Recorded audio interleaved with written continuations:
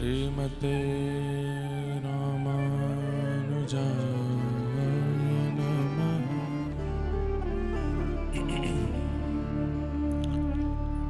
ध्येयं सदा परिभवग्नमविष्टदोहम्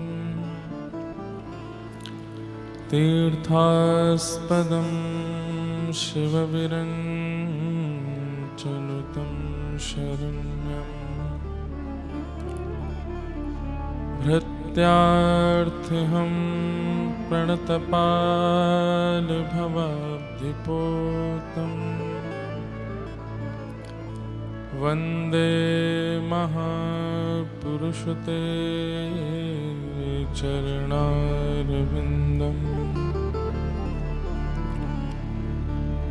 अस्ति स्वस्तरुणीकराग्रविगलत्कल्प प्रसूनाप्लुतम्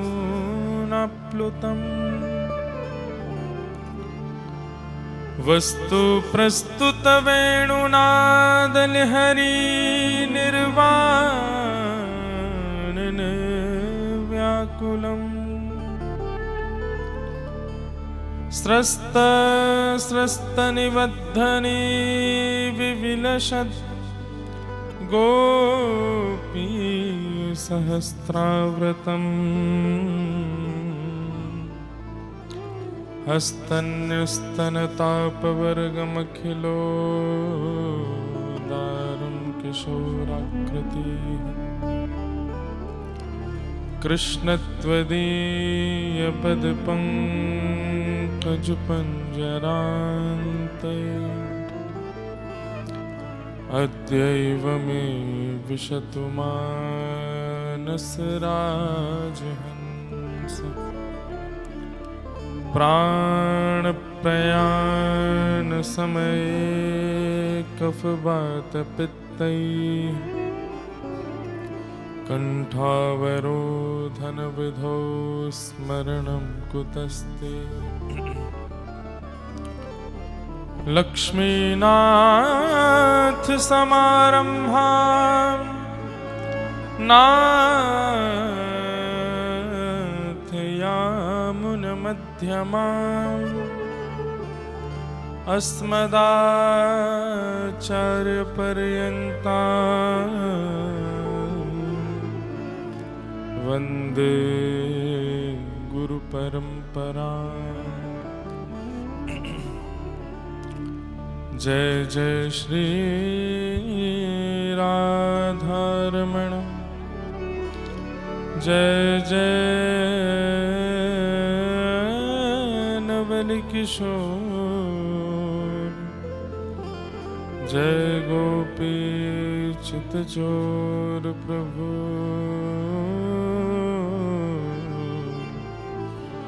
जय जय चोर।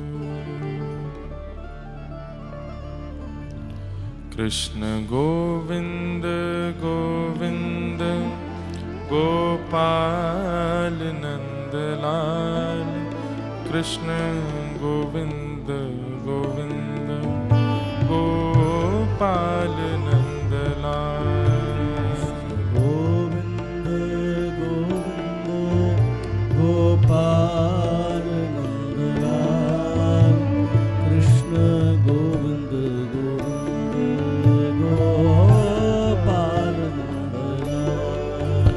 कृष्ण गोविंद गोविंद गोपाल नंदलाल कृष्ण गोविंद गोविंद गोपाल नंदलाल कृष्ण गोविंद गोविंद गोपाल नंदलाल कृष्ण गोविंद गोविंद गोपाल नंदलाल।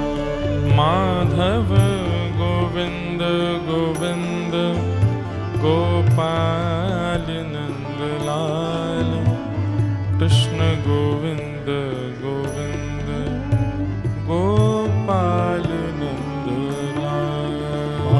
गोविंद गोविंद गोपाल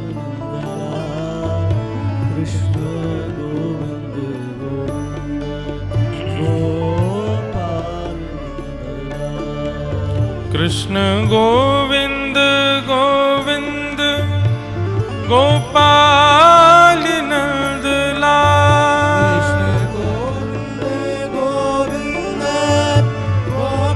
गोपाल नंद लाल। कृष्ण गोविंद गोविंद गोपाल नंद लाल।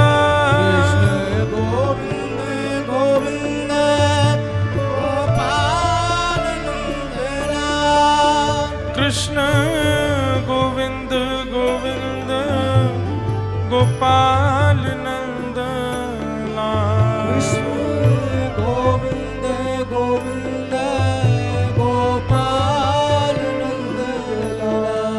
कृष्ण गोविंद गोविंद गोपाल नंद लाल। कृष्ण गोविंद गोविंद गोपाल नंद लाल। कृष्ण गोविंद गोविंद गोपाल नंद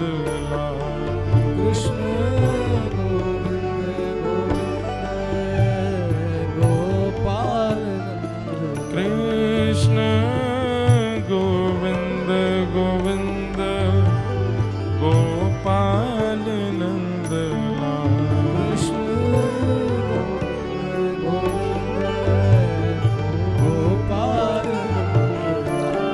कृष्ण गोविंद गोविंद गोपाल नंद लाल।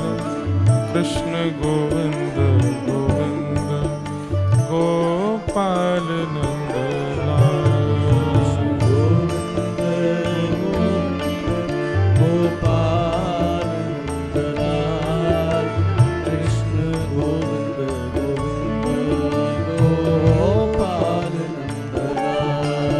कृष्ण गोविंद गोविंद गोपाल नंद लाल। कृष्ण गोविंद गोविंद गोपाल नंद लाल।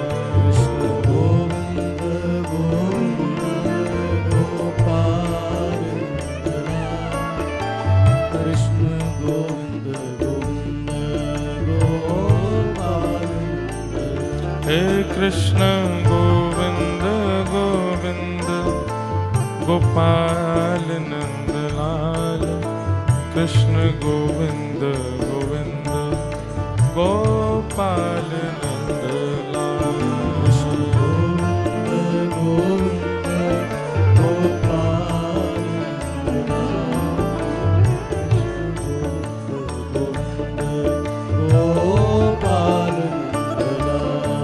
कृष्ण गोविंद गोविंद गोपाल नंद लाल। कृष्ण गोविंद गोविंद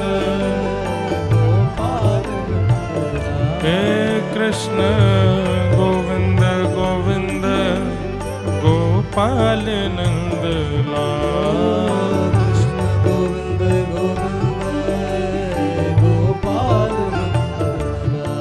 कृष्ण गोविंद गोविंद गोपाल नंद लाल।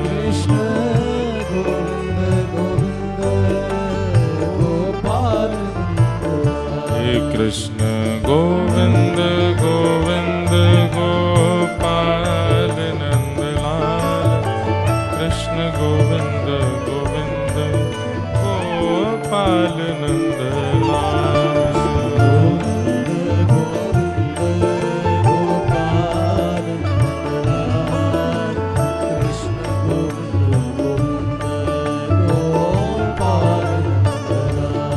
श्री राधा गोविंद लाल भजो।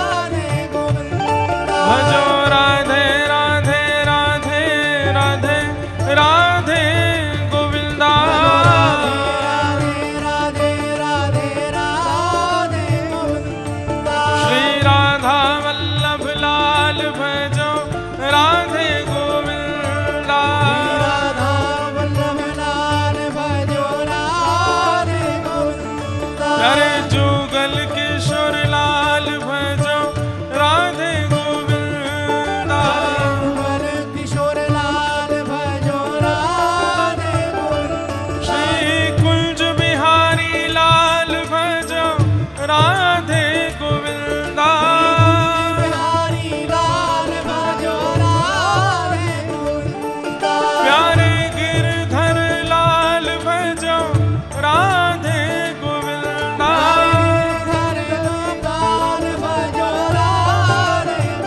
हे भजो राधे राधे राधे राधे राधे गोविंदा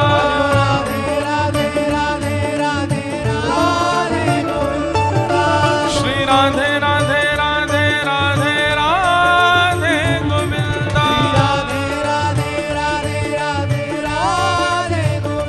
प्यारे द्वारिका के नाथ भजो राधे गोविंदा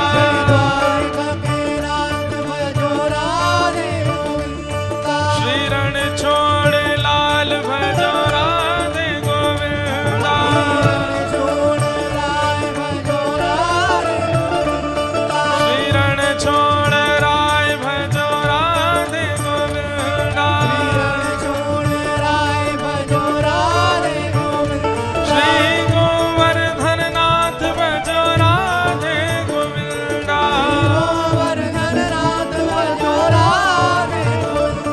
श्री सांवरिया सेठ भजो राधे गोविंदा भजो राधे राधे राधे राधे राधे गोविंदा श्री राधे राधे राधे राधे राधे गोविंदा हे भजो राधे गोविंदा भजो राधे गोविंदा भजो राधे गोविंदा भजो राधे गोविंदा भजो राधे गोविंदा भजो राधे गोविंदा भजो राधे गोविंदा भजो राधे गोविंदा भजो राधे गोविंदा भजो राधे गोविंदा हे भजो राधे गोविंदा भजो राधे गोविंदा भजो राधे गोविंदा भजो राधे गोविंदा हे भजो राधे गोविंदा भजो राधे गोविंदा भजो राधे गोविंदा भजो राधे गोविंदा जय जय श्री राम जय जय श्री राम जय जय श्री राम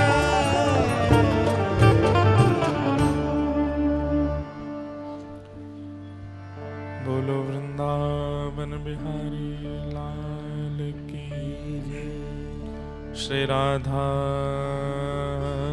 रमण लाल की श्री राधा वल्लभ लाल की जय श्रीमद्भागवत महापुराण की जय श्री सुखदेव जी महाराज की जय श्री परीक्षित जी महाराज की जय सब संतन की जय सब भक्तन की जय सब विप्रन की जय गोवर्धन नाथ की गिरिराज धरण की श्याम सुंदर श्री यमुने महारानी की जगत जननी गौ माता की भारत माता की श्री उमिया माता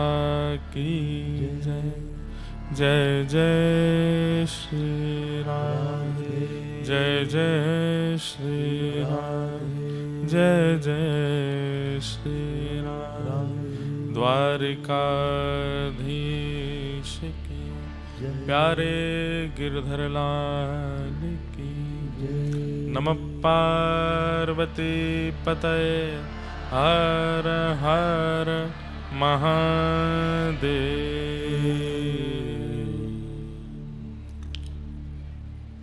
परम मंगल में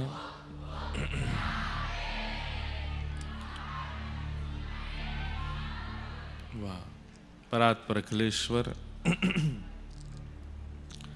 अकारण करुणा वरुणालय भक्तवांछा कल्पतरु तड़िद्वत विनिंदित पीतांबरधारी श्री बालकृष्ण लाल की शब्दमयी वाणीमयी वांगमयी प्रतिमूर्ति हम आप सबके मध्य में विराजमान श्रीमद् भागवत महापुराण को बारंबार प्रणाम। मंच पर विराजमान समस्त विप्रवृंद, समस्त गंधर्वजन, हमारे कथा के यजमान परिवार, समस्त नायक परिवार एवं उपस्थित यहाँ समस्त वैष्णव भक्त वृंद, सबको जय श्री कृष्ण। जय श्री कृष्ण। जय सिया राम। जय सिया राम। जय श्रीमन नारायण। जय श्रीमन नारायण। जय जय श्री राधे। जय जय श्री राधे। उमिया मैया की परम कृपा से भागवत की भागीरथी का आज यहाँ विश्राम दिवस हो रहा है। भगवान के श्री अंग से 2 गंगा प्रकट हुई हैं। चरणों से निकली गंगा प्यारी, जिसने सारी दुनिया तारी। और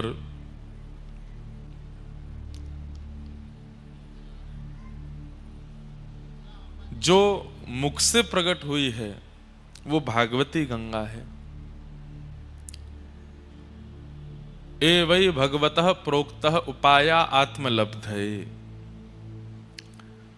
चरणों से निकली गंगा में स्नान करने से समस्त किए गए पापों से निवृत्ति प्राप्त होती है, पर भगवान के मुख से निकली गई भागवती गंगा को श्रवण करने से भगवत प्राप्ति होती है, ठाकुर जी की प्राप्ति होती है। ऐसी भागवती गंगा ठाकुर जी के श्री मुख से प्रकट हुई, जिसमें स्नान मज्जन आचमन हम आप सब लोग विगत 7 दिनों से कर रहे थे। कथा का कभी समापन नहीं होता। कई जगह शब्द प्रयोग कर दिया जाता है कि समापन दिवस कब है, समाप्ति कब है। नहीं, समाप्त या समापन शब्द उस वस्तु के लिए प्रयोग किया जाता है जिसका पुनरुत्थान या पुनरादुर्भाव नहीं हो सकता। व्यक्ति का समापन होता है, संबंध का समापन होता है, संसार का समापन होता है। भक्ति का समापन नहीं, विश्राम होता है। और विश्राम जिसका होता है उसका पुनर्उदय निश्चित होता है। तो आज कथा का विश्राम है। यहां पंडाल में कथा नहीं होगी आज के बाद, पर आपके चित्त में कथा चलती रहेगी, हृदय में कथा चलती रहेगी, विचारों में कथा चलती रहेगी, स्वभाव में कथा चलती रहेगी। कथा का विश्राम नहीं है। भौतिक दृष्टि से दिखने वाली व्यासपीठ और पंडाल का आज विश्राम होगा, पर मानसिक रूप से तो ये आपके चित्त में सदा रहने वाला है। मानसिक रूप से तो ये जो वार्ताएं यहां हुई हैं वो आपके चित्त का त्याग कभी नहीं कर सकती। इसलिए समापन नहीं, विश्राम। आज कथा का विश्राम दिवस, और जल्दी फिर पुनः आएंगे ऊंझा में बहुत जल्दी कथा श्रवण कराने के लिए। हमारे पास डेट आ तो गई है, पर विश्राम में बताएंगे कि कब आएंगे ऊंझा। और डेट यही है, 1 से 7 नवंबर। फिर से इसी तिथि में ही आएंगे 2030 में।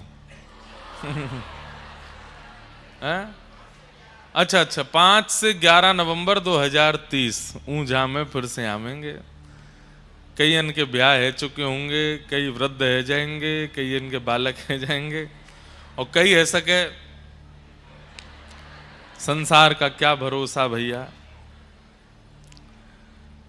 श्वास रुक जाएगी चलते चलते, समा बुझ जाएगी जलते जलते, दम निकल जाएगा, दम निकल जाएगा रोशनी का,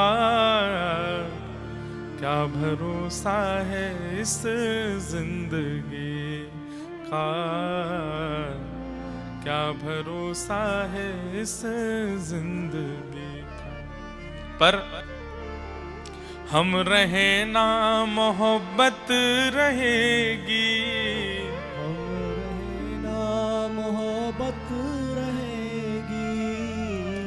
दास्तां अपनी दुनिया कहेगी, दास्तां अपनी दुनिया कहेगी।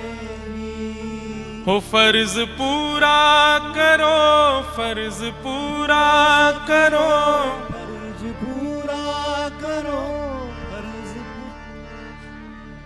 फर्ज पूरा करो, फर्ज पूरा करो, बंदगी का क्या भरोसा है इस जिंदगी का, क्या भरोसा है इस जिंदगी। कोई जरूरी नहीं है कि आपको ही 2030 में कथा श्रवण को मिले, कुछ भी हो सकता है। दुनिया का कोई भरोसा थोड़ी, अगले क्षण का भी क्या पता, हम ही नहीं रहें, हमारे अंतिम क्षण का भी नहीं पता है।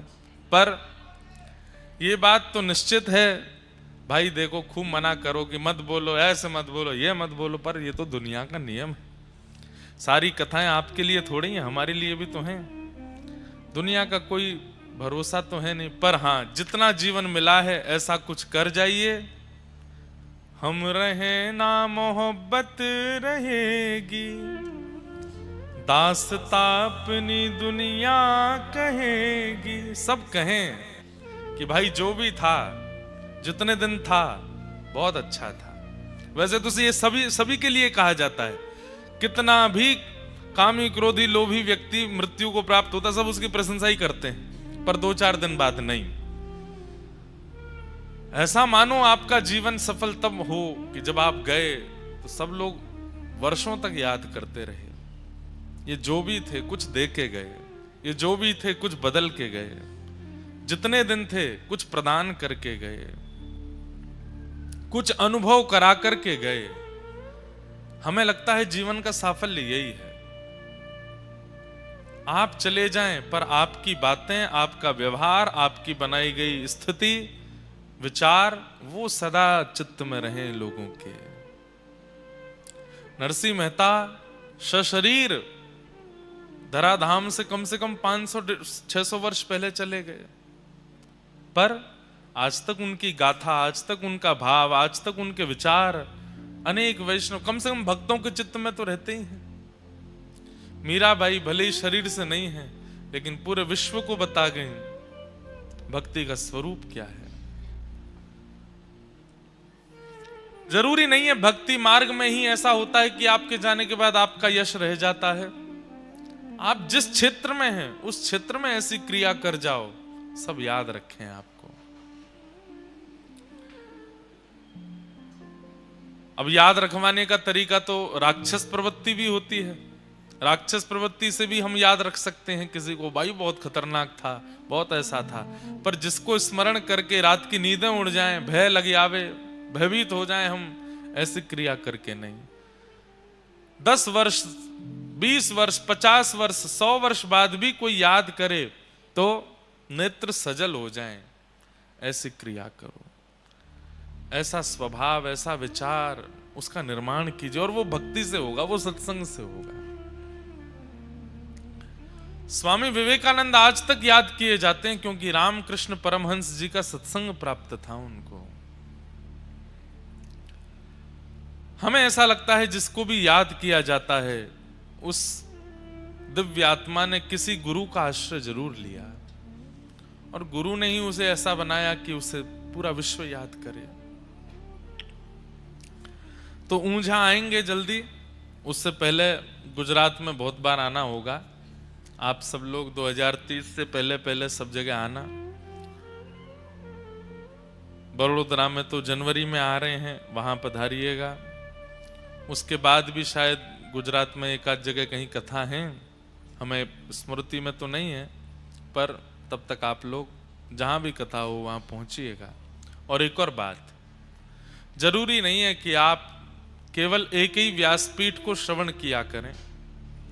हमारे भारत की ऐसी सुंदर धरोहर है, इतनी व्यासपीठ अपने भाव से, अपनी इच्छा से जगह जगह विचरण करते हैं। जिनका भाव आपको ठाकुर जी की सन्निधि का अनुभव कराता हो, उनकी कथा निश्चित सुना करो, उनके सन्मुख जरूर जाया करो, उनकी भावनाओं को जरूर श्रवण किया करो। हम भले ही 2030 में आएंगे, पर हो सकता है उससे पहले कई वक्ता महानुभाव ऊंझा पधारें, चाहे वे गुजराती भाषा में ही क्यों ना कहें, आप सुनने जाओ। एक दिन जरूर जाना चाहिए कथा में, चाहे जिसकी भी हो, और उस दिन बस एक ही चीज अनुभव करनी चाहिए, इनकी वाणी मुझे कृष्ण के समीप ले जा रही है कि नहीं, इनकी वाणी मेरे चित्त में कुछ परिवर्तन, मेरे विकारों से विचारों तक शुद्धता ला रही है कि नहीं। अगर ये संभव लग रहा हो तो निश्चित जाओ, श्रवण करो। हमें किसी को बांधना नहीं है कि आप एक ही स्थान पर रहो, हमारे ही रहो, इधर ही रहो, सब जगह जाओ जहां से ठाकुर जी प्राप्त हो जाएं। आपको जानकर के हैरानी होगी, श्री तुकाराम जी महाराज महाराष्ट्र के परम संत हुए।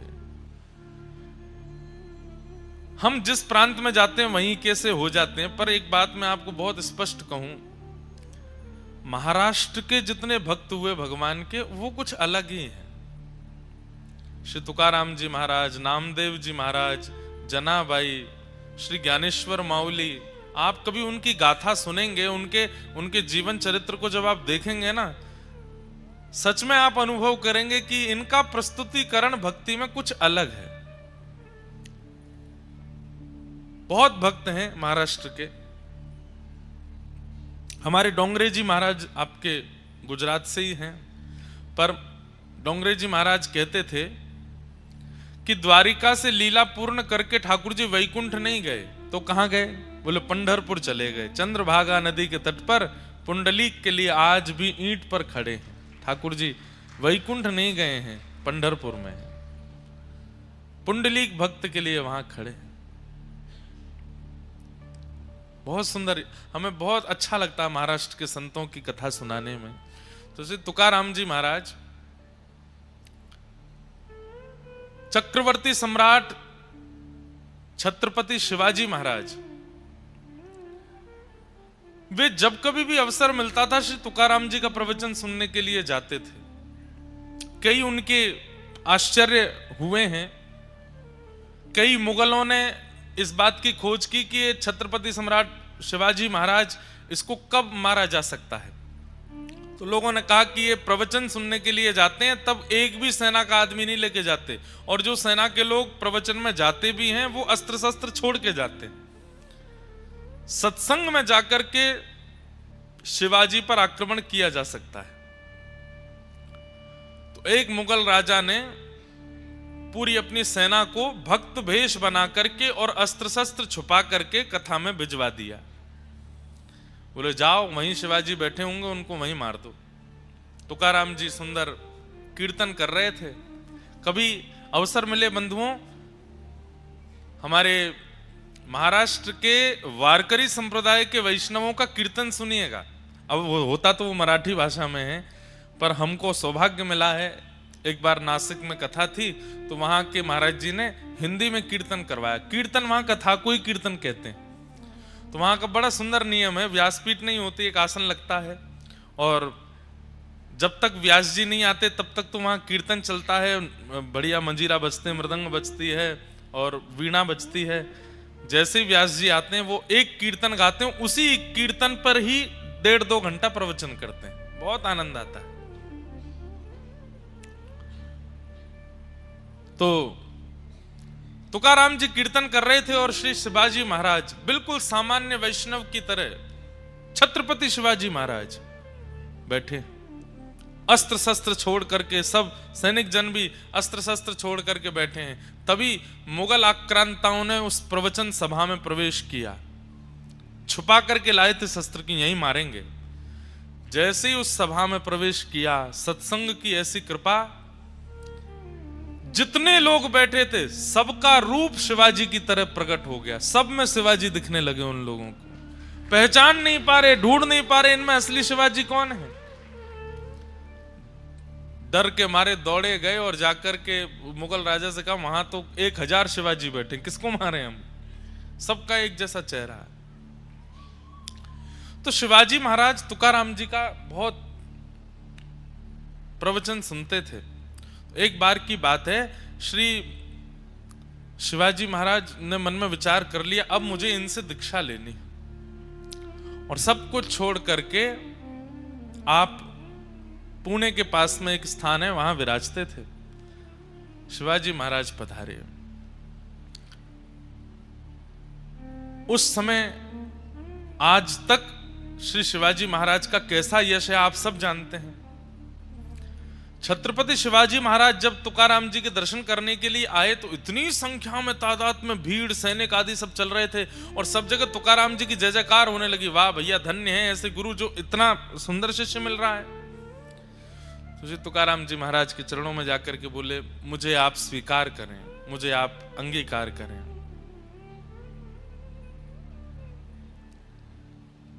तुकाराम जी महाराज थोड़ी देर प्रवचन करने के बाद बोले मैं आपका गुरु नहीं बन सकता, आप मुझे शिक्षा गुरु मान लीजिए, आप मुझे अपना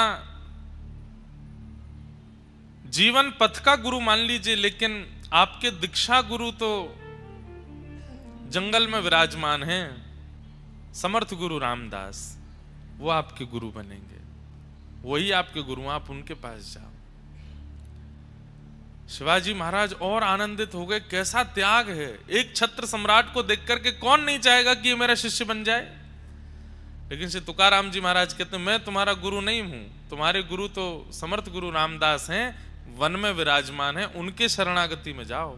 प्रवचन हमारा सुन लिया करो, हमारे पास ज्यादा कभी कभी आ जाओ, पर तुम्हारे चित्त को जो शांति मिलने वाली है वो तो समर्थ गुरु रामदास ही तुमको देंगे, उनके पास जाओ। तब शिवाजी महाराज ने समर्थ गुरु जी के शरणागति ग्रहण की। तो हम ये बात कहना चाहते हैं कि उस काल के श्री तुकाराम जी महाराज ने जब किसी को नहीं बांधा, किसी को नहीं रोका, तो आजकल आचार्य जन क्यों रोकते हैं, क्यों मना करते हैं। हम बोल देंगे तो बहुत विवादित हो जाएगी बात, पर कई जगह ऐसा कह दिया जाता है केवल हमें सुनो, हमारी सुनो और किसी की मत सुनो। नहीं, अगर ये भावना कबीरदास जी ने अपनाई होती तो कभी कबीर नहीं बन पाते। सबके पास गए, श्रीमद वल्लभाचार्य जी के पास गए, उस काल के कबीर जी श्री जनाबाई के दर्शन करने वो भी महाराष्ट्र पधारे। कबीरदास जी सबके पास गए और सबके यहां जाकर के कुछ ना कुछ ग्रहण करते थे और उसको गा देते थे। रैदास जी नहीं बन पाते, मीराबाई नहीं बन पाती अगर यही भावना रखते कि केवल हमारी सुनो और हमें सुनो। नहीं, सबकी सुनो। जहां से कृष्ण भक्ति प्रकट हो रही हो उनको जरूर सुनो। हमारी तो यही भाव है, किसी के प्रभाव, किसी के रूप, किसी के लटके झटके पर मत जाना, केवल वाणी से अनुभव करना कृष्ण प्रिय लग रहे हैं कि नहीं। अगर कृष्ण की सामीप्यता लगती है तो उनको सुनो, अगर कृष्ण सामीप्य नहीं हो पा रहा है, केवल लग रहा है कि ठीक है सत्संग प्रवचन चल रहा है पर ठाकुर जी के प्रति हमारा रुझान नहीं बढ़ रहा है, तो उन्हें दंडवत प्रणाम कर लो, और लेकिन सुनो सबको। तो भले ही हम 2030 में आएंगे, लेकिन उससे पहले गुजरात में जहां कहीं भी आए जरूर आना। और ऊंझा में खूब सुख मिला, उमिया माता को बस प्रणाम करते हैं, वे कृपा करें जल्दी उनकी शरण में आने का अवसर प्राप्त हो। आप सब लोगों को बहुत बहुत प्रणाम, सबको बहुत बहुत वंदन। हमारे नायक परिवार को बहुत बहुत आशीर्वाद व्यास मंच से। वे ऐसे ही सदा भक्ति भागवत में लगे रहें। जीवन तो देखिए चलता रहेगा, धन कमाना, धन ना कमाना, श्रेष्ठता प्राप्त होना, अश्रेष्ठता हो जाना, सब लगा रहता है जीवन में, पर भक्ति चित्त में बनी रहे, श्याम सुंदर सदा हमको प्यारे रहें, हम उन्हीं के रहें, वो हमारे रहें। ये भाव सदा आपके चित्त में रहना चाहिए। इसी भाव के साथ आइए कथा को अब विश्राम की ओर ले चलते हैं। बचे हुए प्रसंगों को देखो, भागवत सप्ताह 7 दिन में तो बहुत मुश्किल हो जाता है कहना। इतनी विस्तृत भागवत जी की वार्ता है कि उसका विस्तारीकरण, उसका सूक्ष्म में कहना बहुत मुश्किल होता है। पर सप्ताह में जितने भाव प्रकट होते हैं वह भी श्रेष्ठ हैं। अगले वर्ष पुनः मास कथा होने वाली है नासिक में। 1 महीने की कथा का क्रम रखा गया है। कई क्रम आ रहे हैं बीच में कथा के, पर फिर भी वो 1 महीना का क्रम रहेगा। जरूर सुनिएगा, बहुत सुख मिलता है।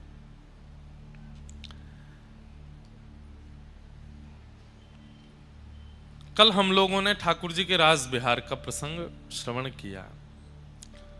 रास बिहार करने के पश्चात ठाकुर जी अपनी स्वाभाविक लीलाओं में प्रवेश कर गए। बाम बाहुकृत बाम कपोलो वल्कित ब्रू अधरार्पित वेणुम कोमलांग भिराश्रित मार्गम गोप्य ईरयति यत्र मुकुंद। इसे युगल गीत कहते हैं। श्रीमद् भागवत में 7 गीत हैं, उनमें से ये युगल गीत है। युगल गीत में 2 श्लोकों में गोपियां भगवान की रूप माधुरी का वर्णन श्रवण कर रही हैं। बहुत सुंदर भाव है। तत्पश्चात भगवान ब्रज में अन्य लीलाएं करने लगे। व्योमासुर का उद्धार किया, अरिष्टासुर का उद्धार किया, केसी राक्षस का उद्धार किया। यहां नारद जी ने कंस को जाकर के कहा, तुम्हारा शत्रु कृष्ण बड़ा होता जा रहा है, तुम कब मारोगे? कंस ने कहा, बोले कि मैं तो बहुत प्रयास कर चुका, वो मरता ही नहीं है। पूतना भेजी, अरिष्टासुर भेजा, व्योमासुर भेजा, केसी भेजा, इतने राक्षस भेजे, लेकिन वो मरता ही नहीं है।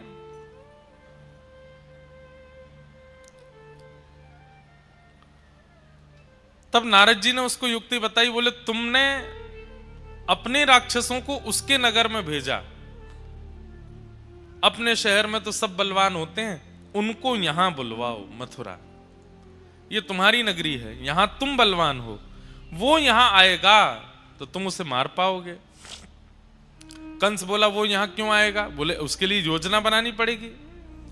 भगवान शिव ने तुमको एक धनुष दिया है, इसका यज्ञ करो और उस यज्ञ में सुंदर मेला रखो और उस मेला में पुरस्कार वितरण समारोह करो और ब्रजमंडल के कुछ विशिष्ट लोगों को पुरस्कृत करने की भावना से मथुरा बुलवाओ।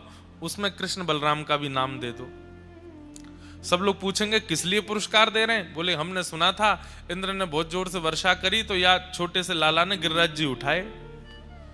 व्रज की रक्षा इन बालकों ने कई बार राक्षसों से की है, इसलिए हम इन बालकों को पुरस्कृत करना चाहते हैं। इससे 2 काम होंगे, कृष्ण मथुरा आ जाएगा और दूसरा, सबके मन में यह भ्रांति है कि ब्रज में जितने भी संकट आए वो तुम्हारी वजह से आए। अब तुम ही संकटों के निवृत्त कर्ता को पुरस्कार दोगे तो सबके मन में आ जाएगा, भाई संकट कंस ने नहीं भेजे। हमने कहा ना, नारद जी बहुत अच्छे डायरेक्टर हैं, स्क्रिप्ट राइटर हैं, ऐसी बढ़िया योजना बनाते हैं। कंस चरणों में गिर गया, जय हो गुरुदेव, आप मेरा कितना हित चाहते हैं। कंस के सिर पर हाथ धर के बोले, मैं बस तेरे हाथों परसों कृष्ण को मरा देखना चाहता हूं, मुझे और कुछ नहीं चाहिए। अपने गुरुजी को दक्षिणा देनी है तो यही दे दो। कंस बोला, जी गुरुदेव, अब देखिए मैं क्या करता हूं। कंस ने पूरी मथुरा नगरी में ढिंडोरा पिटवा दिया कि धनुर्यज्ञ हो रहा है, मेला होगा और उसमें ये अमुक नाम के लोगों को पुरस्कार दिया जाएगा। जैसे ही ठाकुर जी का नाम आया, लोग बाग बोले, शत्रु को ही पुरस्कार दे रहा है। मन में आ गया कि अरे नहीं हो सकता है कि कंस सुधर गया हो और ये कृष्ण को शत्रु ना मानता हो। यहां कंस को पट्टी पढ़ा करके श्री नारद जी महाराज सीधे पहुंचे वृंदावन। ठाकुर जी गैया चरा रहे थे। दूर नारद जी को देख करके ठाकुर जी तुरंत एकांत में गए, कहे, नारद कैसे आए? भगवान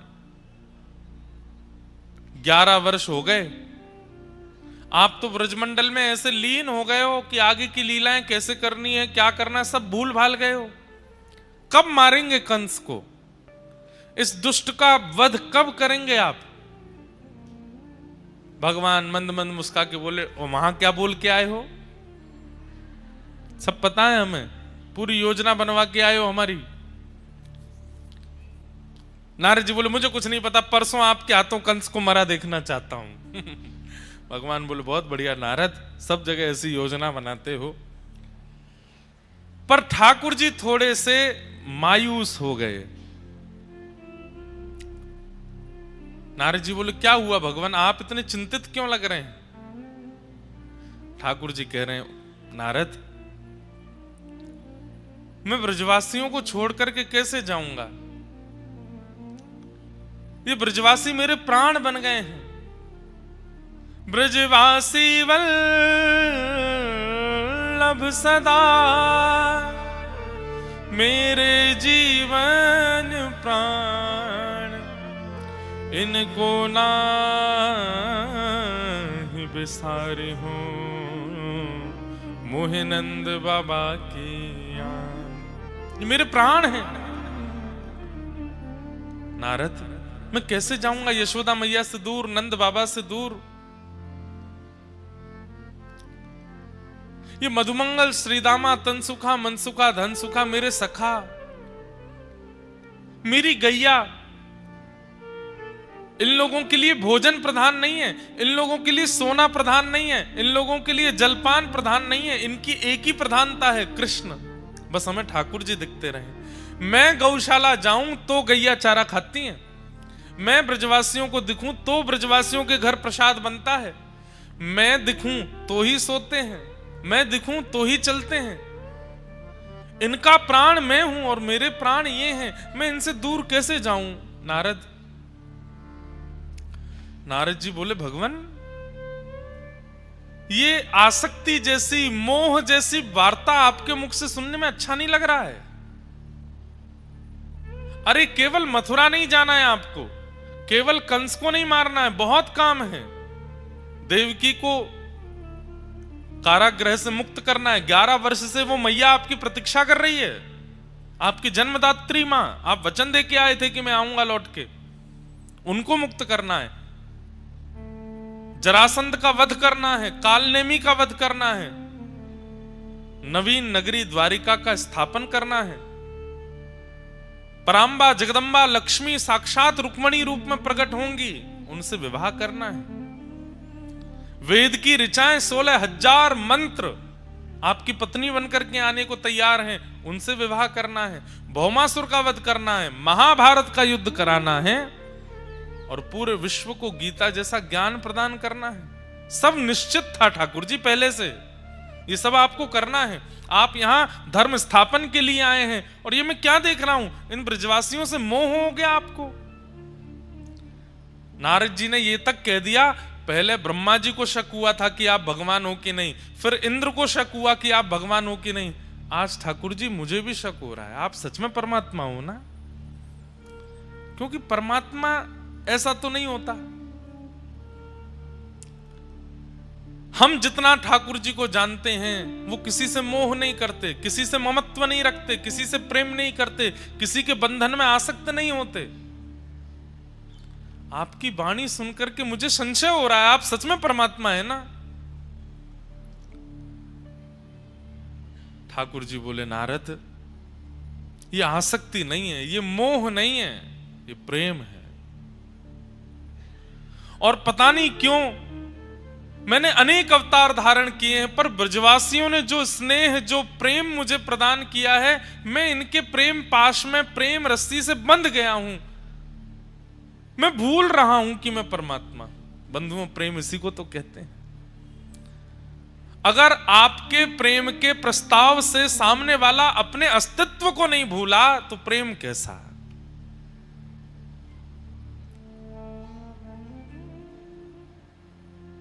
प्रेम तो उसी को कहते हैं जहां पर व्यक्ति अपने अस्तित्व को भूल जाए। प्रेम उसी को कहते हैं जहां व्यक्ति अपने आप को भूल जाए, आपके प्रति पूर्ण समर्पित हो जाए। और ठाकुर जी के साथ वो ब्रजवासियों ने कर दिखाया कि भगवान ये तक भूल गए कि मैं परमात्मा हूं। ठाकुर जी बोले नारद एक काम नहीं हो सकता। बोले क्या? तुम शंकर जी को बोल दो कि सृष्टि वो संभाल लें, ब्रह्मा जी को कह दो कि मेरी पदवी पर वो बैठ जाएं, मुझे ग्वारिया बनने में सुख है, मैं ब्रज में यहीं रह जाऊं, इन ब्रजवासियों के बीच में ही गैया चराऊं, मधुमंगल श्रीदामा के संग डोलूं, नंदरानी यशोदा की गोद में खेलूं, किशोरी जी के संग रास विहार करूं। मुझे अब ब्रह्मांड संभालने की इच्छा नहीं हो रही है। मुझे वैकुंठ से भी प्रिय, मुझे स्वर्ग से भी प्रिय ये ब्रज लगने लगा है।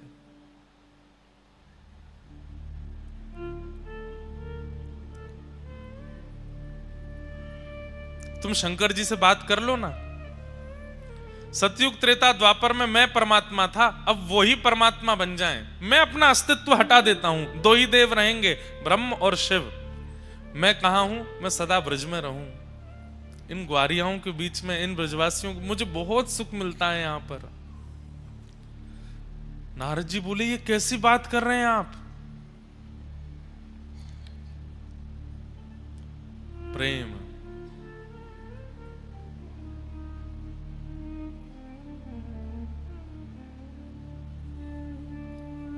अद्भुत है बंधुओं प्रेम।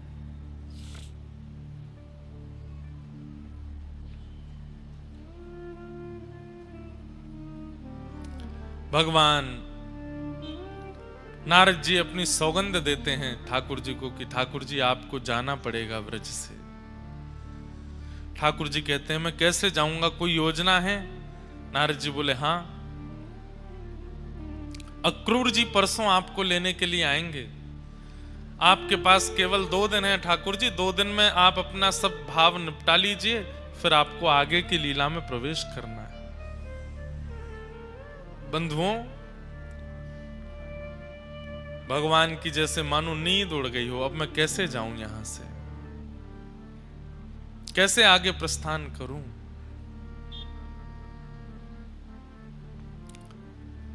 अक्रूर जी को कंस ने भेजा है वृंदावन, जाओ कृष्ण बलराम को निमंत्रण देकर के आओ, धनुर्यज्ञ में पुरस्कार देना है।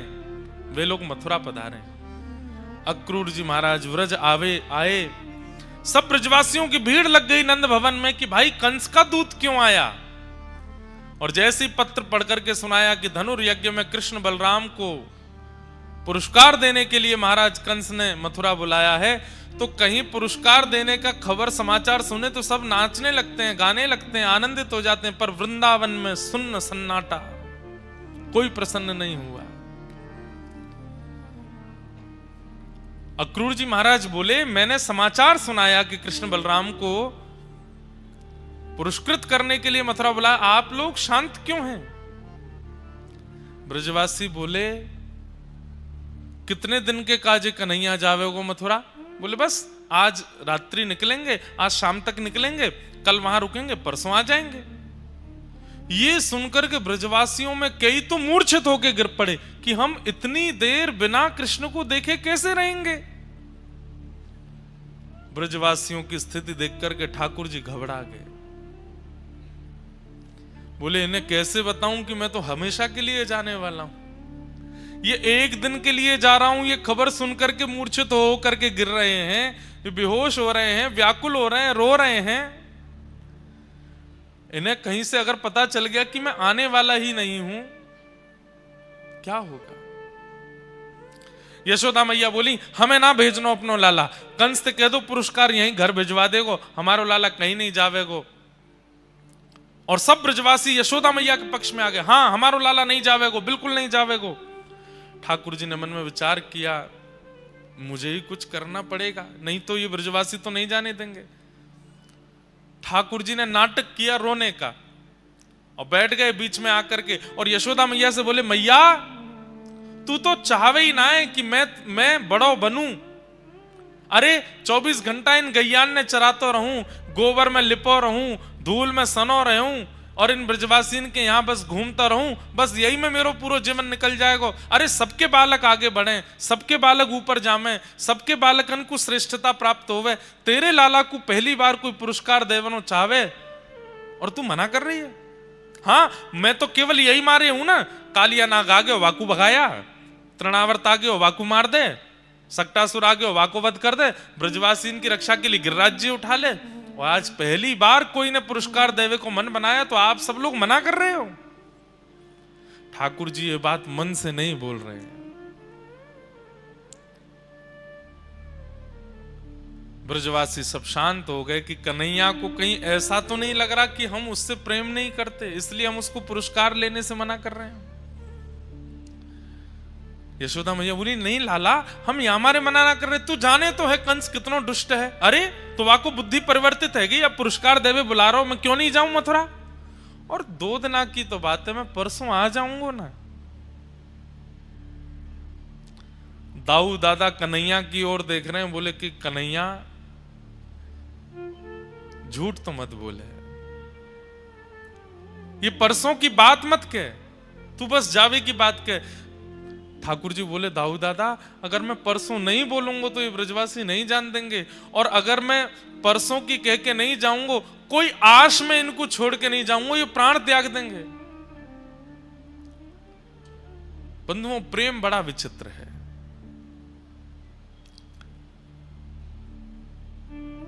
प्रतीक्षा प्रेम का एक स्वरूप है, और ब्रजवासियों जितनी प्रतीक्षा पूरे विश्व में किसी ने नहीं की।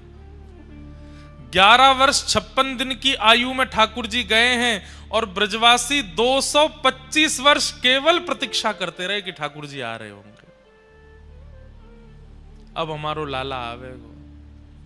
हर दिन ब्रजवासी कहते परसों की कह के गयो, परसों तो कब की बरसन की निकल गई। अरे नाए आज बोलो, आज कहा बोलो, बोले परसों आवेगो, तो परसों फिर बोल दियो आज परसों आवेगो। रोज ब्रजवासी परसों परसों कहते के ठाकुर जी। एक दिन तो ब्रजवासी सब हंसने लगे, वाह लाला कल नहीं कह के गयो, परसों कह के गयो, और ये परसों बरसन के समान है गई, रोज परसों आ जाए। एक आशा दे करके गए ब्रजवासियों को कि मैं परसों आ जाऊंगा।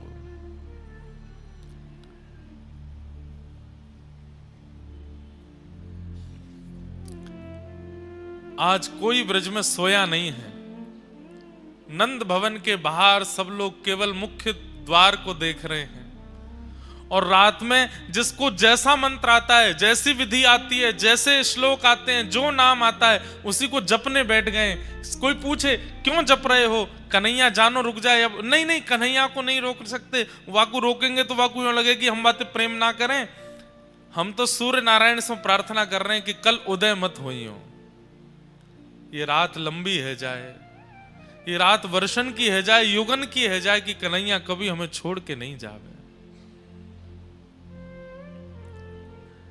4:30-5 बजे का जैसे प्रातः काल समय हुआ, धीमे धीमे सूर्य प्रकाशमान होने लगे। ब्रजवासियों की उतनी व्याकुलता बढ़ती जा रही है। बालक दौड़ दौड़ करके अपनी मैयाओं की गोद से लिपट रहे हैं, वो पूछ रहे हैं मैया कन्हैया चलो जाएगो, कन्हैया कब आवेगो, अरे परसों आ जाएगो। रात में यशोदा मैया के अंक में भर के ठाकुर जी सोते हैं। अंक में भर के मतलब मैया की छाती पे तो मुख रखते हैं, मैया के पेट के ऊपर कटी भाग के रूप में अपना चरण रखते हैं, और ठाकुर जी ऐसे लिपट करके मैया से सोते हैं रोज। आज ठाकुर जी सो नहीं रहे रात को, और लंबी लंबी श्वास ले रहे हैं। क्यों? यशोदा मैया की अंग की सुगंधी को अपने भीतर धारण कर रहे हैं कि पतो ना अब ये सुगंधी मुंह को कब मिलेगी। जिन यशोदा मैया का अंक वैकुंठ के शयन सैया से भी ज्यादा मधुर सुख देता है ठाकुर जी को सोने में, आज मैया के द्वारा की गई बचपन से अब तक की संपूर्ण लीला ठाकुर जी के चित्त में घूम रही है। मैया के सामने बहानों कर रहे हैं कि सो गए, लेकिन वास्तव में मैया के अंग अंग को स्पर्श करके ठाकुर जी उसकी स्मृति अपने अंदर ले रहे हैं कि मैया मैं कैसे बताऊं कि कल मैं चलो जाऊंगा। यशोदा मैया भी सो नहीं पा रही है, बार बार लाला को सिर सूंघे, लाला के सिर को अपने ओष्ठ से स्पर्श करे। मेरो लाला परसों आ जाएगो, हाँ मैया आ जाऊंगा। मां मथुरा में कोई तो बात मत करियो, और मैं तोकू काजर लगाए के भेजूंगी, कोई की नजर ना लग जाए, मथुरा की गोपीजन कैसे देखेंगे मेरे लाला है। हाँ मैया तू कर दियो लाला, मैं तोकू भोजन रख दूंगी, कोई और के हाथ को बनो भयो मत पाइयो। ठाकुर जी मन ही मन रो रहे हैं, मैया कितनों भोजन रखेगी, 225 वर्ष कहां पाऊंगा मैं।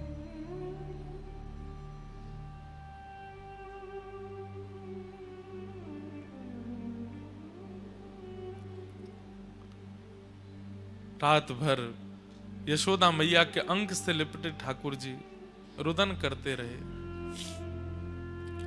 सुबह जैसे ही ठाकुर जी की निद्रा खुली, आज तक ठाकुर जी कभी अपने आप नहीं उठे। मैया आती है, लाला को सिर पकड़े, अपने हाथ से दूध पिलावे, सोते भय ठाकुर जी के मुख से दूध स्पर्श कराती है, और उसको पीते पीते ठाकुर जी तब आंख खुलते हैं। लेकिन आज मैया जैसे ही दूध को पात्र लेके आई तो कहा, देखी ठाकुर जी बैठे हैं, जग गए हैं। लाला कहा भयो, आज तक कभी ऐसा पहले नहीं भयो कि तू उठ के बैठ गए हो, आज अपने आप बैठ गए हो। मैया के अंक से लिपट गए, बोले मैया मैं परसों तक कैसे रहूंगा तेरे बिना। परसों शब्द है पर मन में बरसों आ रही है ठाकुर जी के। अरे ना लाला, अब तू ही तो कल कह रहो सबके बालक ऊपर बढ़े तो वो बढ़नो है, अब तो को लगे कि तू पुरस्कार लेके आगे बढ़ेगो तो तू जा, और मैं कहीं जा थोड़ी नहीं हूं लाला, तू आ जाएगो वापस। फिरते वही ब्रजमंडल में लीला होंगी, फिरते रोज गैया चरावे जाइयो, फिरते रोज माखन मिश्री लाला को पवाए करूंगी, बस 2 दिन की तो बात है। ठाकुर जी बहुत भावुक हो रहे हैं।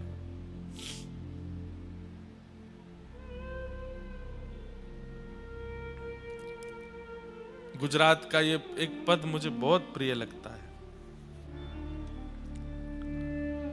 56 भोगन थाल धराए के, 56 भोग थाल धराए के, माखन नी मिश्री मारी रह गई गोकुल मां, माखन नी मिश्री मारी रह गई गोकुल मां। नंद लाला ने माता यशोदा जी सांभरे, ममता नी मूर्ति मारी रह गई गोकुल मां। नंद लाला ने माता यशोदा जी सांभरे, ममता नी मूर्ति मारी रह गई गोकुल मां।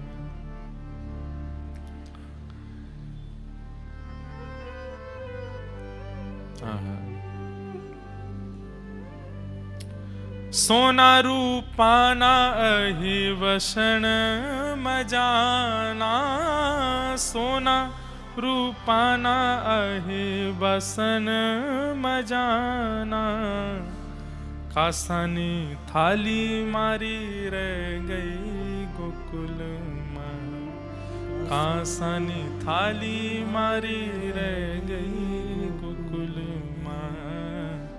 नंद लाला ने माता यशोदा जी सांभरे, ममता नी मूर्ति मारी रह गई गोकुल मां। नंद लाला ने माता यशोदा जी सांभरे, ममता नी मूर्ति मारी रह गई गोकुल। आपके गुजरात में द्वारिका में बंधुओं विरही श्री कृष्ण हैं, बहुत विरह में है। अरे सामने देवकी मैया को बैठा रखा है अपने कि मेरी मां दिखती रहे, और देवकी में ही श्री यशोदा जी का भाव करते हैं ठाकुर जी। आज भी द्वारिकाधीश अपनी श्रृंगार आरती में, संध्या आरती में वेणु धारण करते हैं, ब्रज को याद करते हैं, ब्रज की स्मृति करते हैं। ब्रजवासियों की प्रतीक्षा तो सबको अनुभव होती है, गोपियों की प्रतीक्षा तो सबको अनुभव होती है, यशोदा मैया राधा रानी की प्रतीक्षा तो सबको दिखाई देती है, उनका विरह, उनका कष्ट सबको दिखता है, पर ठाकुर जी का विरह किसी को नहीं दिखता। ठाकुर जी कितने विरह में हैं बंधुओं।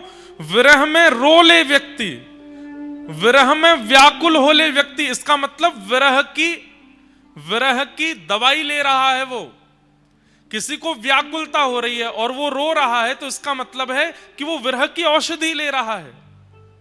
किसी को विरह हो रहा है और वो एकांत में बैठकर के परेशान हो रहा है, तो इसका मतलब वो विरह की औषधि ले रहा है। कहीं ना कहीं से विरह निकल तो रहा है, लेकिन किसी को विरह हो रहा है और फिर भी वो मुस्कुरा रहा है, किसी को विरह हो रहा है और वो आंसू निकलने नहीं दे रहा है, इसका मतलब असली विरह वही सह रहा है।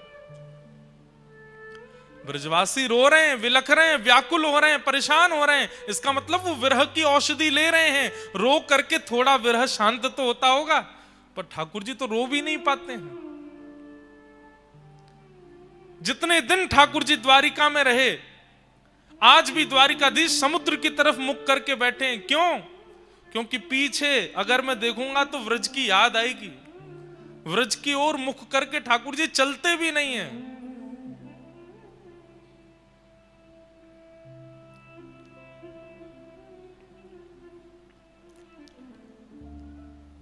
हीरा मणिक ना मुकुट धराए छे, हीरा। हमारे संगीत वाले भैया शायद नहीं गा पाए, आप सबको तो याद है, आप सब गाओ, गुजराती है। हीरा मणिक ना मुकुट धराए छे, हीरा मणिक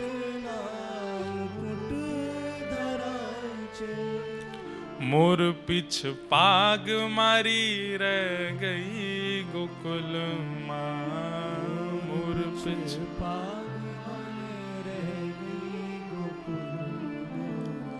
हाथी ने घोड़ा ही झूले आमवड़िए, हाथी ना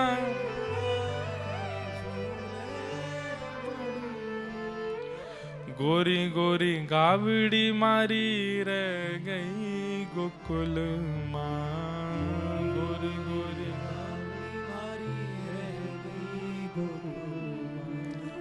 नंद लाला ने माता यशोदा जी सांवरे, ममतानी मूर्ति मारी रह गई गोकुल माँ। नंद लाला ने यशोदा जी सांवरे, ममतान मूर्ति मारे रह गई गोकुल। राधा जी ने एटल कह जो धव जी, राधा जी ने हे राधा जी ने एटल कह जो धव जी,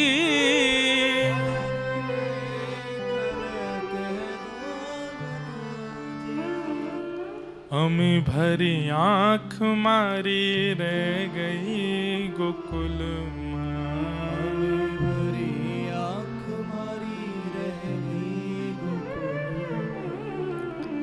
नंद लाला ने माता जसोदा जी सांवरे, ममतानी मूर्ति मारी रह गई गोकुल माँ।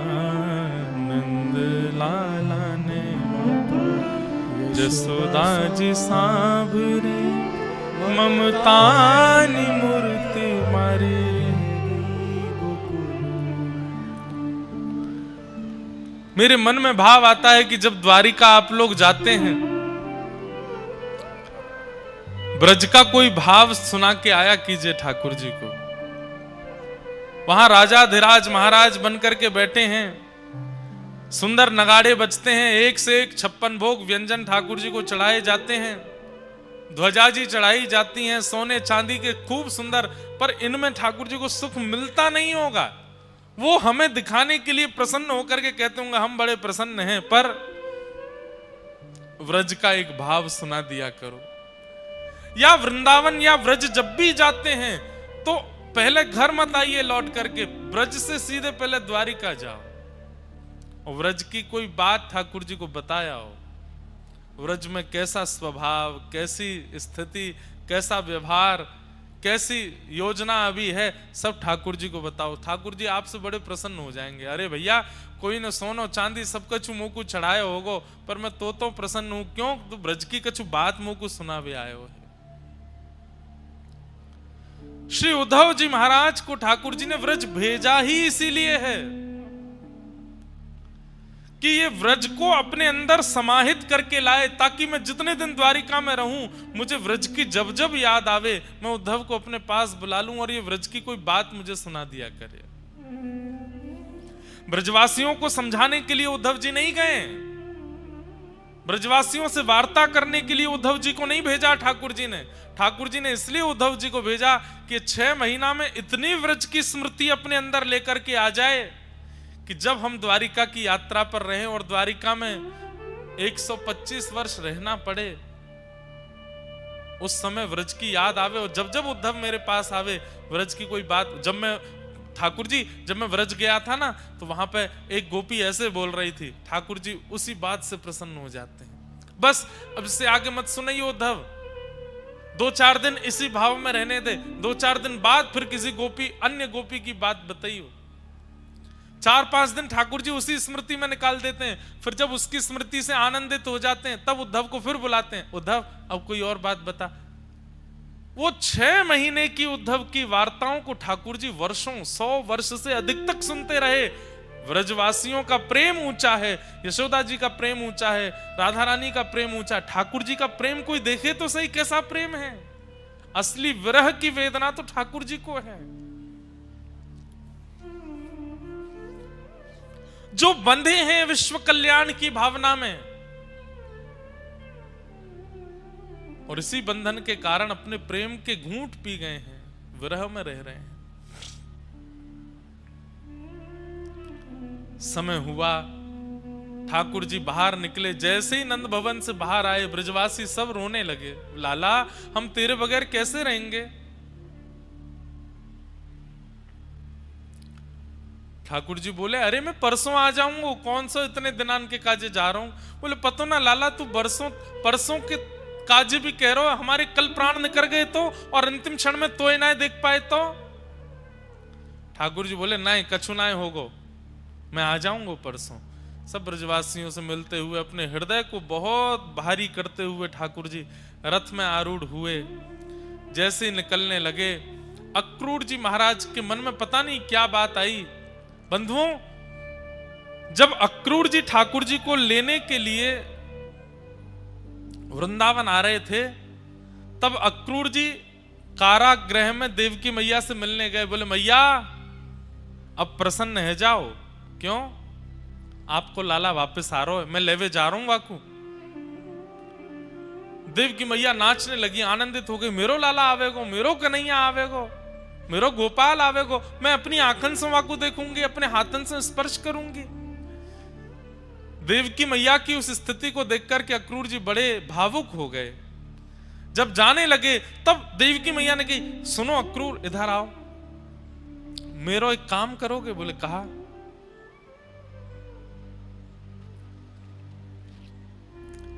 यशोदा जी को सत्य बता देना कृष्ण किसके पुत्र हैं।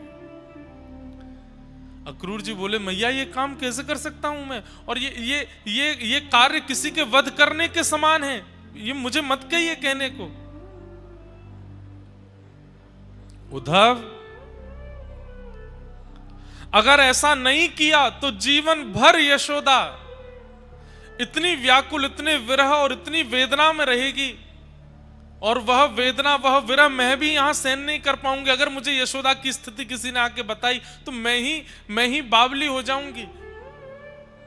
11 वर्ष 56 दिन में जब मुझे आकर के कोई यशोदा नंदन कृष्ण कहता है तो मैं अपनी वेदना समझती हूं। इसलिए यशोदा को सत्य बता देना। यहां देवकी मैया ने कुछ गलत नहीं किया बंधु। यशोदा मैया जीवन भर आश में रहती कि लाला मेरो है, आयो नहीं, अपनी मैया के पास आयो नहीं। अपने प्रश्न पर, अपने प्रेम पर प्रश्न चिन्ह उठ जाता, अपनी ममता पर प्रश्न चिन्ह उठ जाता। मैंने इतना प्रेम ना कियो कि लाला लौट के नहीं आयो मेरे पास। कृष्ण वापस नहीं आए, इसका इसका इसका एक भाव तो पता होगा यशोदा को कि वो मेरो लाला ना है, वो देवकी को लाला है, इसलिए बता के आना।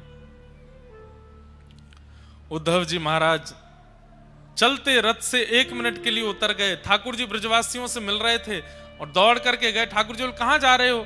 अक्रूर जी महाराज बोले एक काम है ठाकुर जी, आप मिलो सबसे, मैं आऊं। और यशोदा मैया को भीतर नंद भवन में लेके गए और बैठा करके मैया से बोले मैया एक बहुत जरूरी बात करनी है, इसके बाद हो सकता है आपकी स्थिति दयनीय हो जाए, पर मुझे बताना पड़ेगा। कृष्ण आपके पुत्र नहीं है, कृष्ण देवकी के लाला है।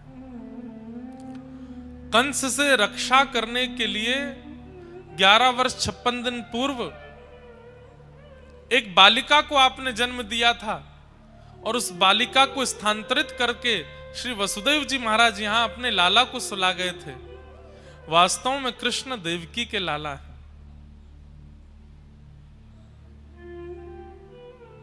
और अब वो वापस अपनी मां के पास जा रहे हैं।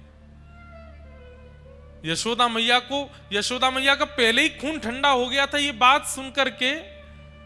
लेकिन जब अक्रूर जी ने ये बात कह दी कि मैया अब संभवतः कृष्ण लौट के आएंगे नहीं, और ऐसा कहकर के प्रणाम करके जैसे ही गए, यशोदा मैया की मानो जैसे श्वास रुक गई हो।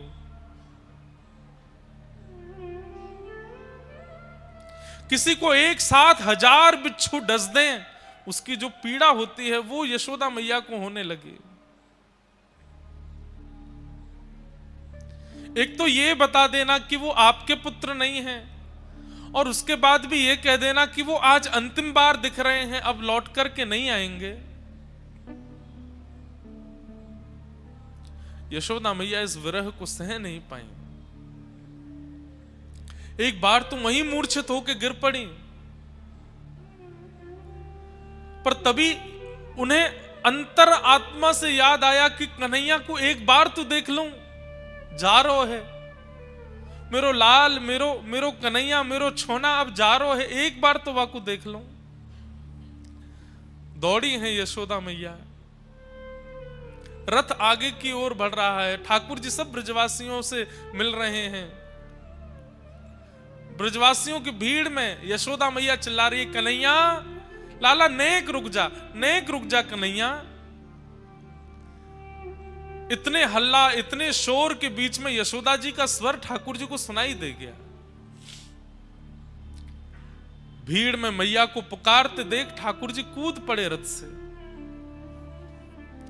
मैया तू कहां गए हो? तू ऐसे काहे क्यों हो रही है? और इतनी व्याकुल क्यों हो रही है? इतनी विरही क्यों हो रही है? और ये देख सबरी भीड़ आ रही है। मैया तू किनारे आ जा। बार बार अपने अंग से लगाते हैं ठाकुर जी। मैया तू काहे क्यों ऐसी हो रही? अरे मैं आ जाऊंगा, तू कह दे। तू अगर कह देगी कि मैं नहीं जाऊंगा, परसों तक के लैया इतनो विरह है रोए, मैं नहीं जाऊंगा मैया, मैं कह दूंगा अक्रूर जी चले जाएंगे और दाऊ दादा जाके पुरस्कार ले आएंगे। मैं नहीं जा रहा हूं मैया, मैं तेरे पास रुक जाऊंगा। यशोदा मैया कह रही है लाला, क्यों ना कह सकूं मैं कि तू रुक जा यहीं पे?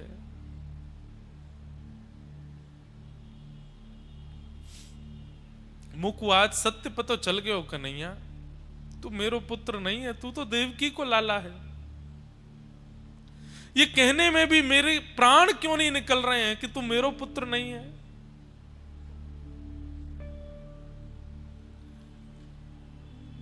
ठाकुर जी स्तब्ध हो गए। अक्रूर जी को देखने लगे। अक्रूर जी हाथ जोड़ के क्षमा मांग रहे, नाथ देवकी मैया की आज्ञा थी। अब ठाकुर जी किसी से कुछ नहीं कह रहे हैं। अब मैं कितना छुपाऊं? कितनी आशाएं दूं। यशोदा मैया लाल जी के एक एक अंग का स्पर्श कर रही हैं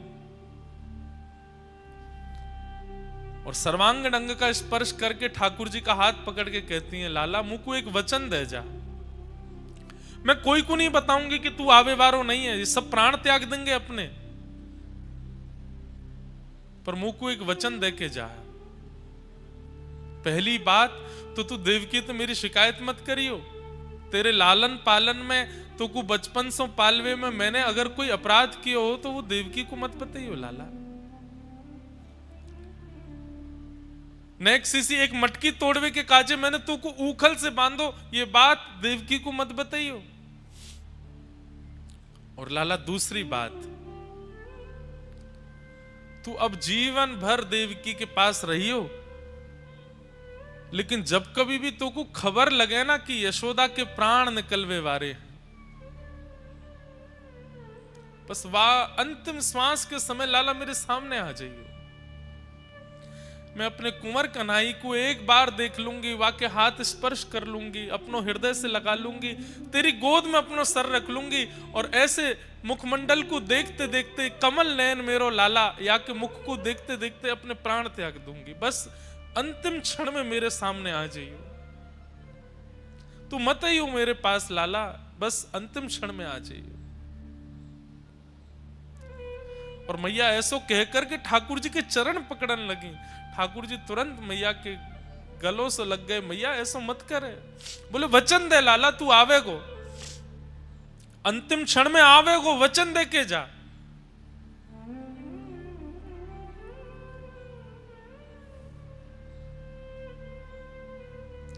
ठाकुर जी यशोदा मैया को वचन दे रहे हैं, मैया तो अंतिम क्षण नहीं, तू जब जब नेत्र बंद करेगी मैं तेरे सामने ही रहूंगा मैया, मैं कहीं नहीं जाऊंगा। नहीं तू अब बीच में नहीं आवेगो, तू को मेरी सौगंध है, अब तू मत आइयो लौट के देवकी के पास जा, बस अंतिम क्षण में आ जाइयो।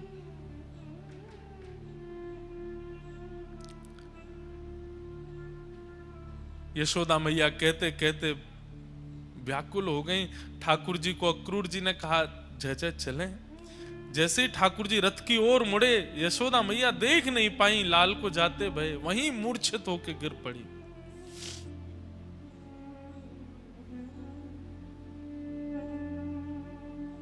ब्रजवासियों को ये सब सत्य नहीं पता है यशोदा मैया का।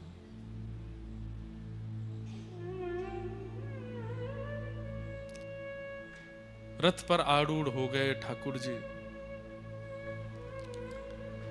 ब्रजवासी सब देखते रहे रथ की ओर और श्री कृष्ण मथुरा को प्रस्थान कर गए।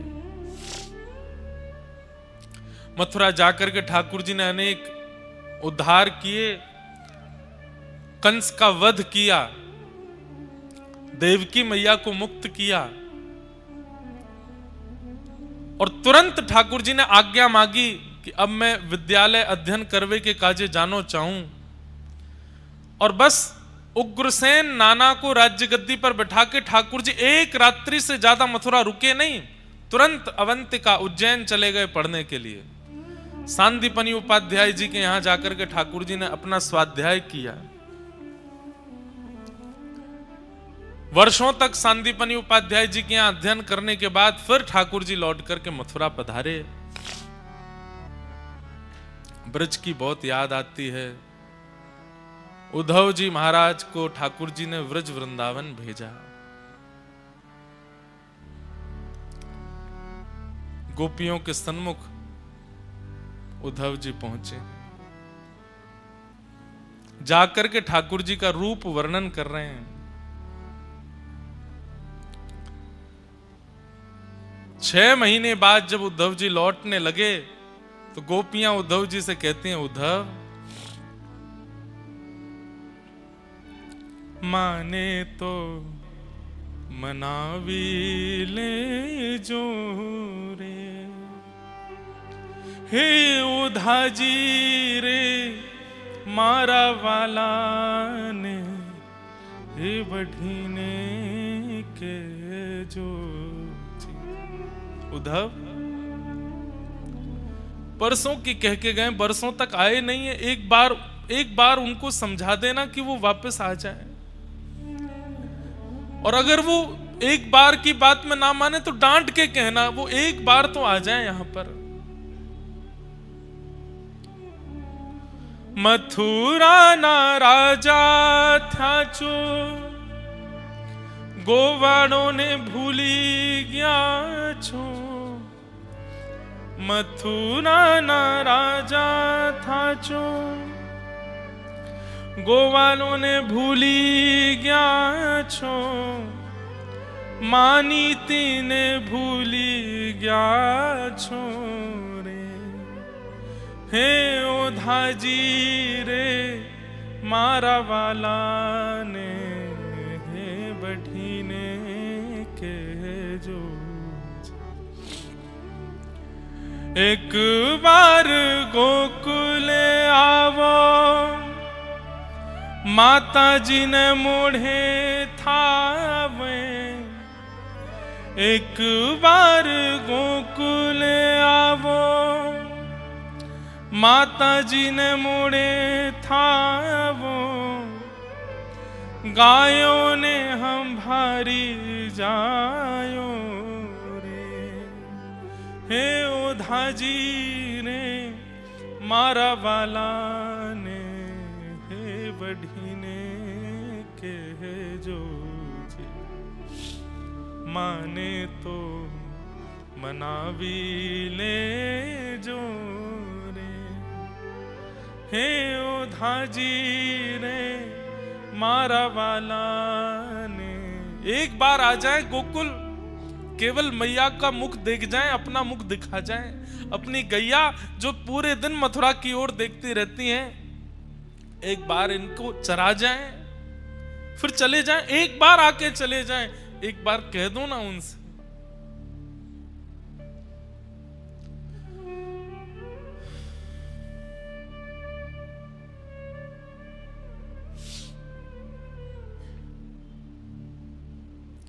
उद्धव जी महाराज ब्रजवासियों को समझाने आए हैं, पर ब्रजवासियों की स्थिति देख करके उद्धव जी 6 महीना निकल गए। 6 महीना बाद लौट करके गए, ठाकुर जी के चरणों में प्रणाम करके कहते हैं, छोड़ दीजिए ब्रह्मांड को, छोड़ दीजिए सृष्टि की रचना को, छोड़ दीजिए लोक कल्याण को, आप वृंदावन चलिए।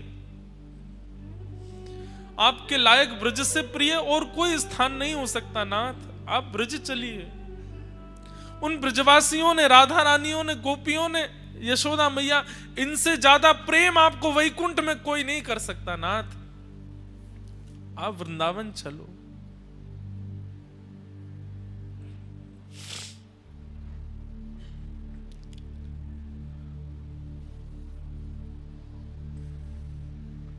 प्रेम की स्थिति तो ठाकुर जी अनुभव कर रहे हैं।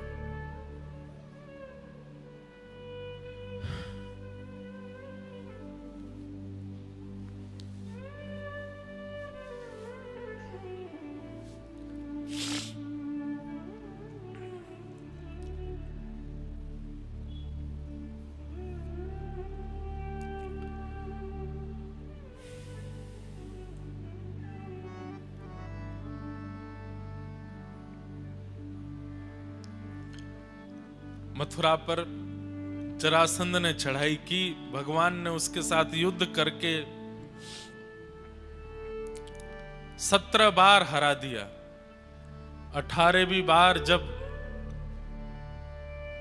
ब्राह्मणों की सेना लेकर के आया, या कुछ लोग कहते हैं ब्राह्मणों की सेना लाया, कुछ लोग कहते हैं ब्राह्मणों को अनुष्ठान पर बैठा के आया कि मैं जीत जाऊं, कृष्ण हार जाएं।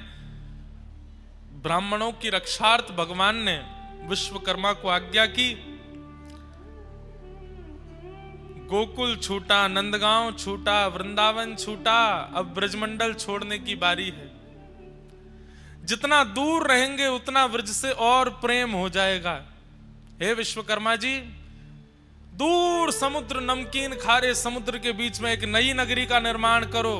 वृंदावन के परिंदे भी चाहें तो वहां पहुंच ना पाते हो, इतनी दूर ले जाओ, ताकि वृंदावन की विरह अग्नि में मैं जलता रहूं। इन ब्रजवासियों के प्रेम के ऋण से सदैव उस ऋण में, अपने उस ऋण के भार में सदैव को खोजता रहूं, चाह कर के भी वृंदावन आ ना पाऊं, इतनी दूर एक नगरी का निर्माण करो ताकि इन वृंदावन वासियों को जितना मैंने विरह दिया है, इनसे अधिक विरह की अग्नि में मैं रहूं। विश्वकर्मा जी ने समुद्र के बीच में द्वारिका नगरी का निर्माण किया। कोसों दूर पक्षी भी अगर चाहें तो 10 दिन लगेंगे उड़ करके वृंदावन से द्वारिका आने में। इतनी दूर मथुरा से, व्रज से ठाकुर जी ने नगरी बनाई।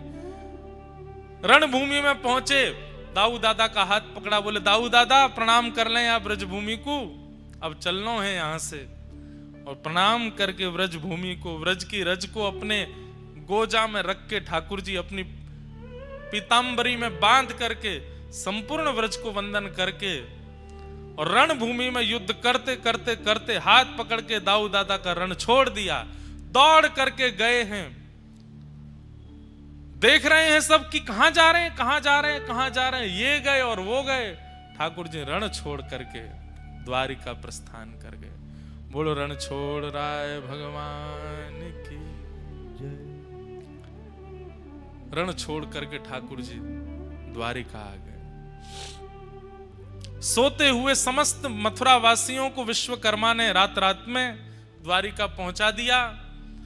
उठे सुबह तो सब ढूंढने लगे, हमारे द्वार कहां हैं, द्वार कहां हैं। सबके घर बदल गए, सबके आंगन बदल गए। सब ने जैसे ही अपने द्वार का द्वार खोला, हर द्वार के बाहर कृष्ण बलराम खड़े हैं। तो द्वारी द्वारी कम ब्रह्म, जहां हर द्वार पर ब्रह्म खड़े हैं उसी को द्वारिका कहते हैं। बोलो द्वारिकाधीश की जय। ब्रजवासियों, मथुरा वासियों को लेकर के ठाकुर जी द्वारिका यदुवंशियों के साथ आ गए और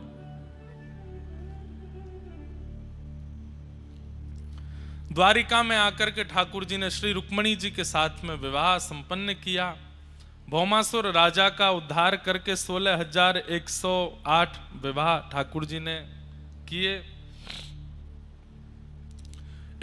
16,108 ठाकुर जी के विवाह संपन्न हुए। तत्पश्चात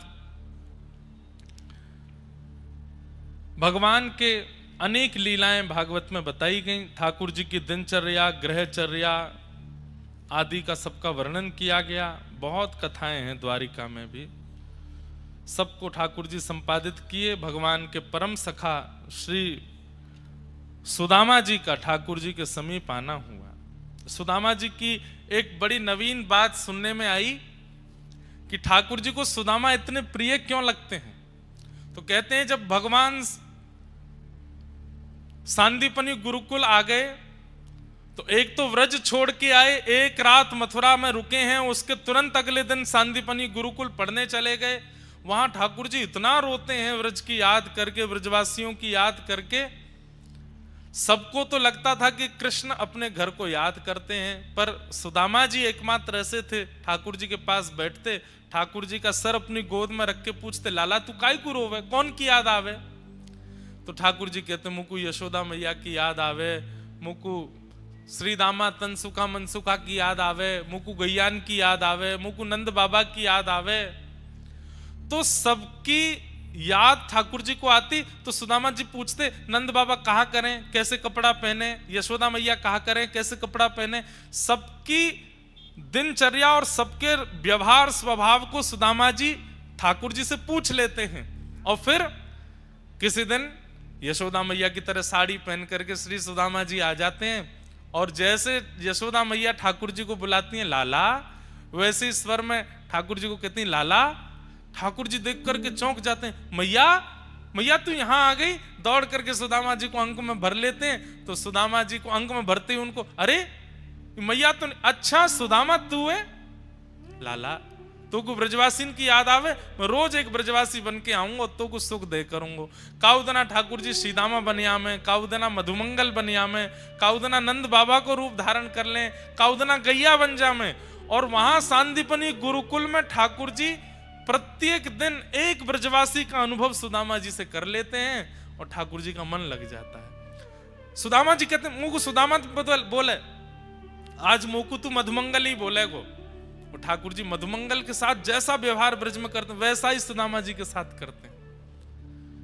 आज मोकू तू मैया ही बोले गो, तो जैसा मैया के साथ ठाकुर जी रहते हैं ना, जिद्दी हठी परेशान करवे वाले, वैसे ही यशोदा की तरह सुदामा जी के साथ लीला करते हैं ठाकुर जी।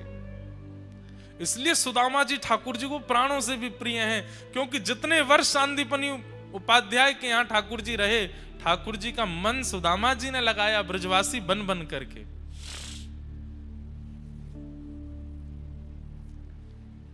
बहुत याद आती है ठाकुर जी को व्रज के। इसलिए सुदामा जी आज पधारे।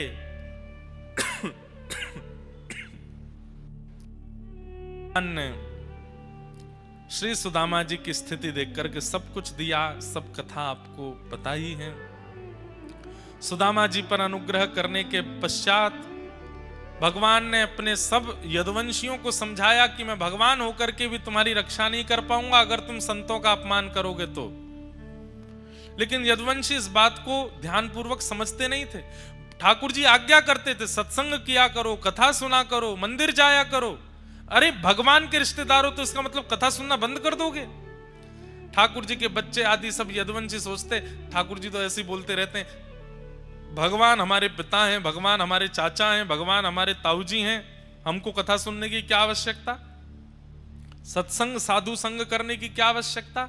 और यही कारण बना, यदुवंशियों ने एक दिन संतों का अपमान किया, संतों ने शाप दे दिया। भगवान के पुत्र शांब के पेट से एक लोह पिंड ने जन्म लिया, क्योंकि उसको साड़ी पहना के ले गए थे पेट में पोटला बांध के पूछने के लिए कि इसके गर्भ में बेटा है कि बेटी। संतों ने शाप दे दिया, इसके गर्भ से लोह पिंड जन्मेगा और जिससे तुम्हारा पूरा यदुवंश नष्ट होगा। भगवान के पुत्र हो तो हमारा अपमान करोगे? ब्रज सब यदुवंशियों ने सोचा ठाकुर जी को पता नहीं चलेगी, लोह पिंड को समुद्र में फेंक दो, घिस करके चूरा बना करके समुद्र में फेंक दिया। समुद्र की लहरों से वही किनारे पर एक एर का विषैली घास बन गया। एक दिन यदुवंशियों में युद्ध हुआ, आपस में एक दूसरे पर एर का घास फेंकते हुए सब यदुवंशी नष्ट हो गए। दाऊ दादा ने की लाला अब मैं भी लीला पूरी करूं। ठाकुर जी को प्रणाम करके श्री दाऊ दादा भी क्षीर सागर में प्रवेश कर गए। बोलो बलराम जी महाराज की जय। ठाकुर जी ने उद्धव जी को ज्ञान उपदेश किया, अंत में भागवत धर्म का निरूपण किया, जिसका प्रवचन हम कुछ दिन पहले बद्रीनाथ में कर रहे थे। वही सब उपदेश देते हुए ठाकुर जी ने अब अपनी लीला संवरण का समय जान और उद्धव जी से कहा, उद्धव अब मैं अपनी लीला विश्राम करना हूं, तुम बद्रिकाश्रम चले जाओ। अर्जुन से कहा, अर्जुन तुम मेरी पटरानियों को लेकर के वृंदावन चले जाओ। और सबको आज्ञा देकर के भगवान एक ज्योति में प्रकट हो गए। 7 बार आकाश में भ्रमण करते हुए तिरोधाय प्रविष्टोयम श्रीमद् भागवतार्णवम, भागवत जी में ठाकुर जी प्रविष्ट हो गए। ठाकुर जी के प्रविष्ट होने के पश्चात ब्रजवा सब द्वारिका समुद्र में डूबती चली गई। यहां पर उद्धव जी महाराज बद्रिकाश्रम चले गए। अर्जुन से बीच रास्ते में ही ठाकुर जी ने रूप बदल करके सब पत्नियों का हरण कर लिया।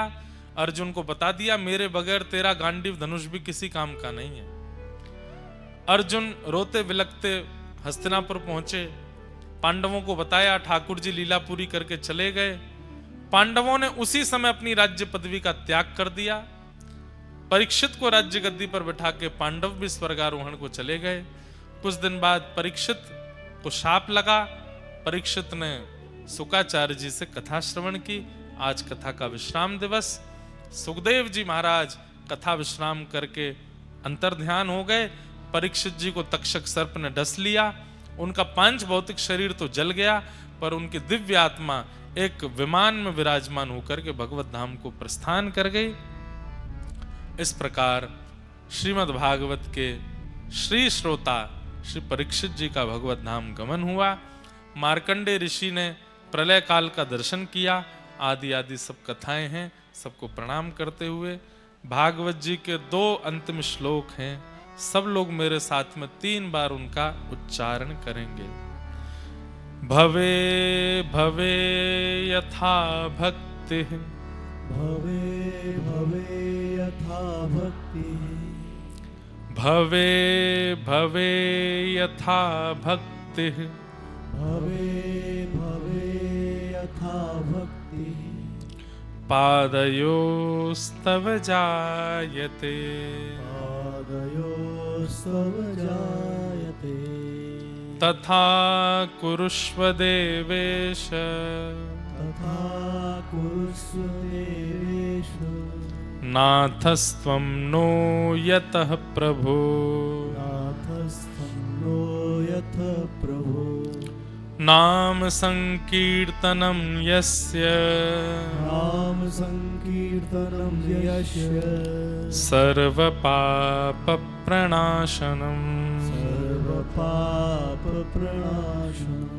प्रणामो दुःखशमनः प्रणामो दुःखशमनः तं नमामि हरिं परम् तं नमामि हरिं परम्। सुन करके सब लोग बोलिए नाम संकीर्तनम यस्य नाम संकीर्तनं यस्य सर्वपाप प्रणाशनम सर्वपापप्रणाशनम् प्रणामो दुःखशमनः प्रणामो दुःखशमनः तं नमामि हरिं परम् तं नमामि हरिं परम्।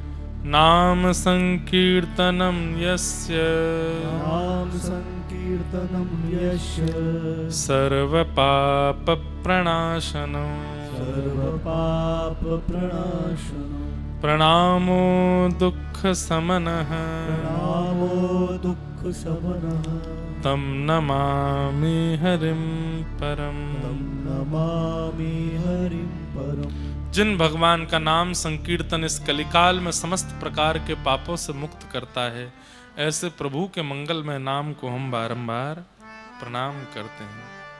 बोलो बाल कृष्ण लाल की जय श्री वृंदावन बिहारी लाल की जय श्री राधा रमन लाल की जय श्री राधा वल्लभ लाल की जय श्रीनाथ प्यारे की जय गिरिराज धरण की जय श्याम सुंदर श्री यमुने महारानी की जय द्वारिकाधीश की जय जय जय श्री राम राधे जय जय श्री राम राधे जय जय श्री राम राधे नमः पार्वती पतये हर हर महादेव श्री उमिया माता की जय।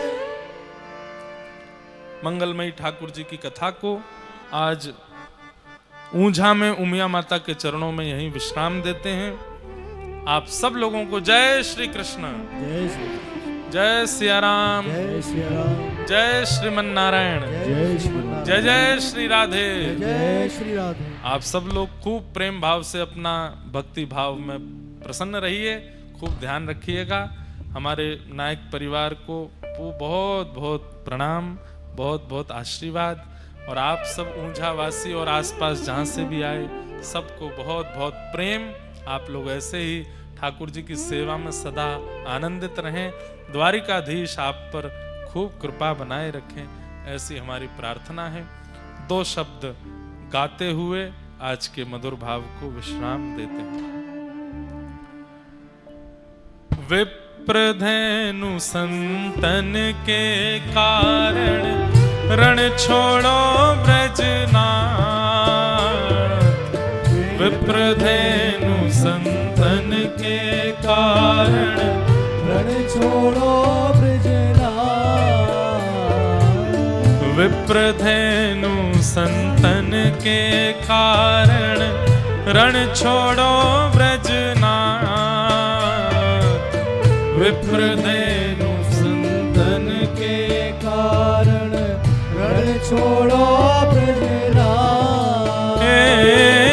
गोमती तट द्वारवती पधारे, गोमती तट द्वारवती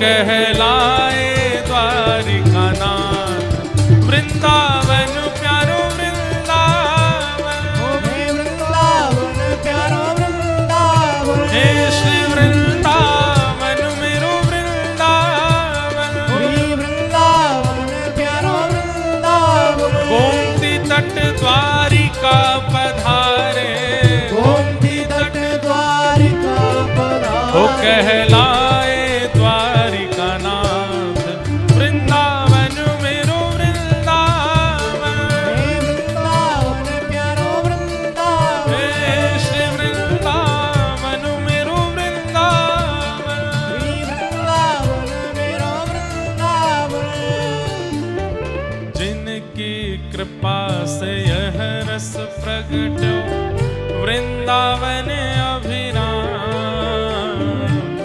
जिनकी कृपा से यह रस प्रगट्यो वृंदावन अभिराम, हे सप्त निधिन को ही उजियारो, सपने दिन को ही उजियारो, ऊंझा में बुलावे वारो, पूजा में बोलावे वारो, यह आनंद करवावे वारो, यह आनंद करवावे वारो, और हम सबको मिलवावे वारो, हम सबको मिलवावे वारो, हे हमारो गिरधर लाल, वृंदावन मेरो वृंदावन, वृंदावन मेरो वृंदावन, हे श्री वृंदावन प्यारो वृंदावन, वृंदावन प्यारो वृंदावन, यह आनंद करवावे वारो, यह आनंद करवावे वारो, आज हम सबको मिलवावे वारो, हम सबको मिलवावे हे वारो, हमारो गिरधर लाल, वृंदावन मेरो वृंदावन, वृंदावन मेरो वृंदावन, हे श्री वृंदावन प्यारो वृंदावन, वृंदावन द्वारिका में कौन छे, राजारण छोड़ छे, हे द्वारिका में कौन छे, राजारण छोड़ छे, माखन नो चोर छे, राजारण छोड़ छे, व्रजनो गोपाल छे, राजारण छोड़ छे, हे गायो नो गोपाल छे, राजारण छोड़ छे, श्री यशोदा नो लाल छे, राजारण छोड़ छे, श्री नंद जी नो लाल छे,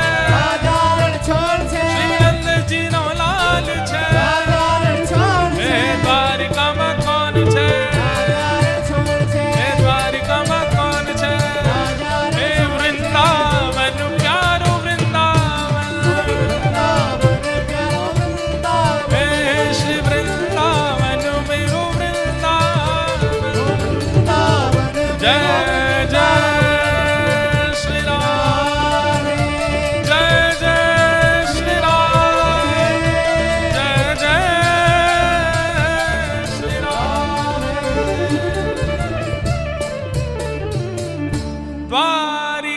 द्वारिकाधीश की जय, श्री रणछोड़ राय भगवान की, प्यारे गिरधर लाल की, जय, पूछरी के लौठा की, हुप हुप प्यारे। कई ऊंझा वाले पूछ रहे थे महाराज जी पूछरी के लौटा हुप हुप है क्या, इसके बारे में बताओ तो। अब इसके बारे में हम बताएंगे 2030 में तब तक प्रतीक्षा करो, या हमने बता रखी है YouTube पे, कहीं सुन लेना, बढ़िया कथा है। आप सब लोग प्रेम और भाव से रहिएगा, किसी को खांसी जुकाम भी नहीं होवे, खूब ठाकुर जी की भक्ति भजन कीजिए, हमसे मिलते रहिएगा, वृंदावन आते जाते रहिएगा, खूब खूब सबको जय श्री कृष्ण, जय सिया राम, जय श्रीमन नारायण, जय जय श्री राधे। जय श्री राधे।